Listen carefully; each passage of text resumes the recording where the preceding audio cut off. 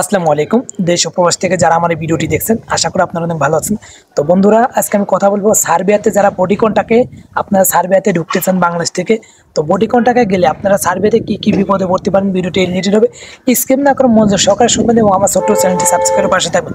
যেহেতু আমি বিভিন্ন প্রবাসী রিলেটেড বিভিন্ন তথ্য আপনাদের যতটুকু আমার এই ক্ষুদ্র জ্ঞান আছে আপনাদেরকে জানানোর চেষ্টা করি, এবং আমি কিন্তু অর্থনৈতিক ছাড়া কোনো কথা বেশি একটা বলি না, কারণ বুংবাং 2 টাকার ভিউ বা 2টা আপনার একটা অন্যরকম কথা বলে আপনাদেরকে উৎসাহিত করে ভবিষ্যতে আপনারা বিপদে পড়বেন এরকম কোনো কথা বলি না, এবং ভবিষ্যতেও ইগনোর করার চেষ্টা করব।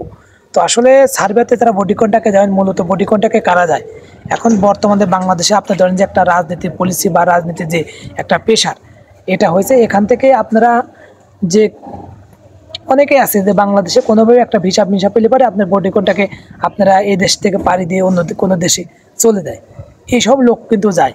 আর কিছু লোক আছে যে আপনার কোনোভাবে সার্বিয়াতে কাজ কাম নাই, মানে সার্বিয়াতে যাবে, যাওয়ার পরে অন্য কোনো দেশে মুভ করবে, মানে সার্বিয়াতে থাকবে না, তারা কিন্তু বডিকনটাকে যাবে। আর এই বডিকনটাকে যাওয়ার পরে সার্বিয়াতে আপনি মূলত হলে প্রথমে যা যেগুলো সমস্যার সম্মুখীন হবেন, আপনার প্রাথমিক অবস্থায় আপনি ওখানে যাওয়ার পরে কোনো কাজ কাম পাবেন না। এবং কারণটাকে আপনার মেন উদ্দেশ্য কি, তারা কোনোভাবে এয়ারপোর্ট ম্যানেজ করে, এয়ারপোর্টের ম্যানেজ করার পর আপনি ফ্ল্যাটটা দিয়ে দেয়, কিন্তু আপনি যখন বডিকনটাকে যাওয়ার পরে এই ফ্ল্যাটটা দেওয়ার পরে আপনার সার্ভেতে ফ্ল্যাট হওয়ার পরে তখন তাদের কি হয়, ওই দেশে যখন আপনি কাজ পাবেন না একটা ডিপশনে ভুগবেন এবং নিজের কাছে খারাপ লাগবে যে আমি এতটা খরচ করেছি। জানেন যে ইউরোপের মিডল ইস্টের যেগুলো দেশ সবচেয়ে কিন্তু সৌদি আসে বেশি, যখন এইসব দেশে আপনার কাজ পায় না তখন একটা কি খারাপ অবস্থা থাকে, ঠিক সার্বিয়াতেও যখন আপনি কাজ পাবেন না, নতুন একটা দেশ, খুব খারাপ লাগবে। এই জন্য আমি আপনাদেরকে বলি বডিকনটাকে যদি আপনার বাবার অনেক টাকা পয়সা থাকে, যেন আপনি ইউরোপে যে 1-2 বছর আপনি কোনো বসে গেলে কোনো সমস্যা নেই, বা আপনার সার্বিয়া থেকে অন্য কোনো দেশে মুভ করবেন তাহলে আপনি যেতে পারেন। আর আদার্স বডিকনটাকে না দেয় ভালো, কারণ বডিকনটাকে ছাড়া যদি আপনারা যান তাহলে একটা আপনার কোম্পানি, যে কোনো কোম্পানি আপনাকে রিসিভ করবে, রিসিভ করার পর আপনাকে হয়তো কয়েক সপ্তাহ বা 1 মাসে ঘুরে আনার পর আপনাকে কোম্পানি আপনি নিজ দায়িত্বে কাজ দিবে, 2 টাকা বেতন কম হোক বেশি হোক আপনাকে কোম্পানি সেটা দিতে হবে।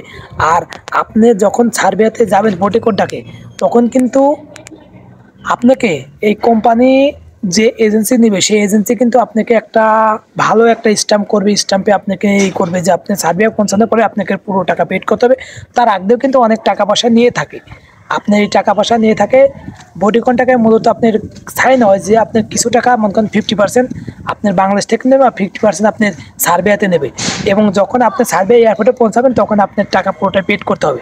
তো আপনি যখন সার্বিয়ার এয়ারপোর্টে পৌঁছানোর পরে আপনি বাংলাদেশ থেকে কল দিবেন যে আমি সার্বিয়া এয়ারপোর্টে পৌঁছাইছি, তখন কিন্তু আপনাকে এই করবে আপনার মাফি মাফি মাফি। তো তখন আপনাদেরকে এই এয়ারপোর্ট থেকে রিসিভ করার পরে আপনাকে বাংলাদেশ থেকে এই টাকাগুলো পেড করতে হবে। আর যখন আপনি বডিকনটাকে আপনার যাইবেন না, তখন আপনার বাংলাদেশ থেকে তো আপনি পুরো টাকা পেড করতে হবে। তারপরে বাংলাদেশ থেকে পেড করার পরে আপনার আসতে ধীরে ধীরে ভিসা প্রসেসিং হবে, ভিসা প্রসেসিং হওয়ার পর ওই দেশে একটা নির্দিষ্ট কোম্পানি থাকবে, হতে পারে 2-3 টাকা কম। আর সার্বিয়াতে কিন্তু যদি আপনার কাজ কাম না থাকে অনেক কষ্ট হয়, কারণ এই দেশটা একটা শীত প্রধান দেশ, প্রচণ্ড শীত পড়ে প্রচণ্ড। এবং আপনি কোম্পানিতে কাজ করা, ভাই যারা কাজ করে তারা জানে কোম্পানিতে অন্যরকম একটা শান্তি। আর কোম্পানিতে কাজ করলে পরে আপনি 2-1 বছর কাজ করলে আপনার যে একটা আছে না পার্মানেন্ট রেসিডেন্ট কার্ড, সেটাও পাবেন।